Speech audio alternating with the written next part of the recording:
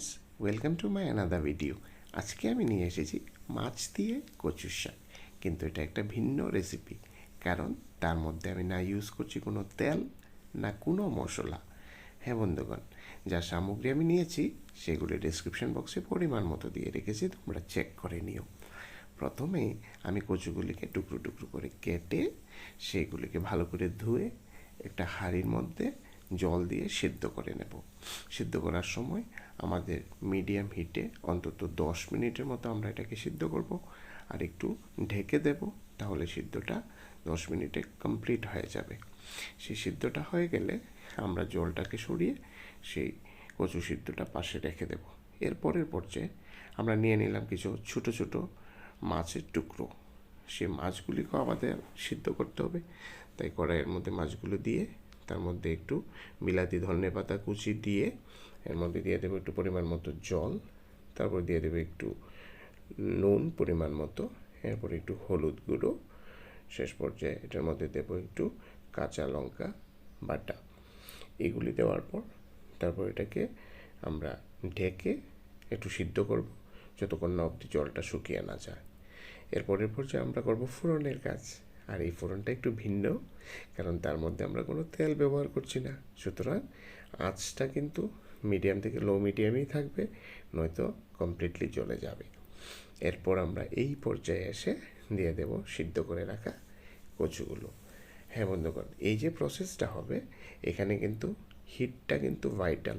আমরা হিটটাকে মিডিয়াম থেকে লো মিডিয়ামই রাখবো, কারণ যেহেতু তেলের ব্যবহার নেই, জ্বলে যাওয়ার সম্ভাবনাটা কিন্তু অনেক বেশি।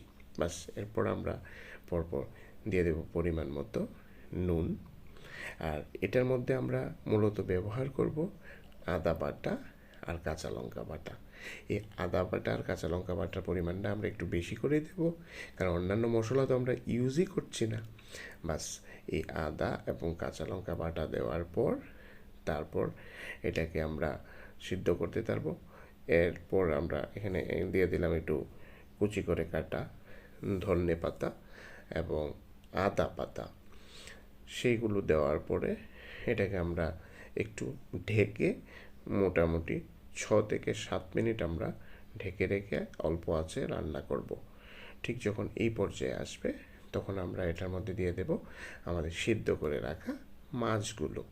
হ্যাঁ বন্ধুগণ, সিদ্ধ করে রাখা মাছগুলি দেওয়ার পরে এরপরে এর মধ্যে আমরা দিয়ে দেবো একটু হলুদ গুঁড়ো, পরিমাণ মতো হলুদ গুঁড়ো আমরা একটু দিয়ে দেব। হলুদ গুঁড়ো দেওয়ার পরে আর বাকি জিনিস তো দেওয়ার কমপ্লিটই হয়ে গেল। শেষ অবধি আমরা এখানে দিয়ে দেব একটু কুড়িয়ে রাখা নারিকেল, যেটা নাকি আমাদের এই রেসিপিটার ফ্লেভারটাকে বাড়িয়ে দেবে।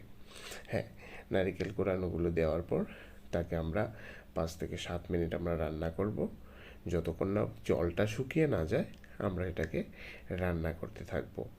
হ্যাঁ, শেষ অবধি যখন জলটা প্রায় শেষের পথে হয়ে আসবে, ঠিক ওই মুহূর্তটায় আমরা এটাকে ফাইনালি আবারও একটু ঢেকে রেখে দেব, কারণ এই ফাইনাল ঢাকাটা দেওয়ার অর্থটাই হলো যে যদি কোনো জায়গাতে সিদ্ধটা একটু কম হয়ে থাকে যাতে কমপ্লিট হয়ে যায়। সেই ঢেকে রাখার পর তারপরে আমাদের তৈরি হয়ে গেল কচু শাক। হ্যাঁ না বন্ধুগণ, খুব সুন্দর। শেষ পর্যন্ত আমরা এটাকে একটু গার্নিশ করে নিচ্ছি। এটা খেতেও কিন্তু ভীষণ স্বাদ। বাড়িতে অবশ্যই তোমরা এটাকে ট্রাই করবে। আর আজকে আমার এই ভিডিওটা দেখার জন্য সবাইকে অসংখ্য ধন্যবাদ। আশা করি ভিডিওটা তোমাদের কাছে ভালো লেগেছে।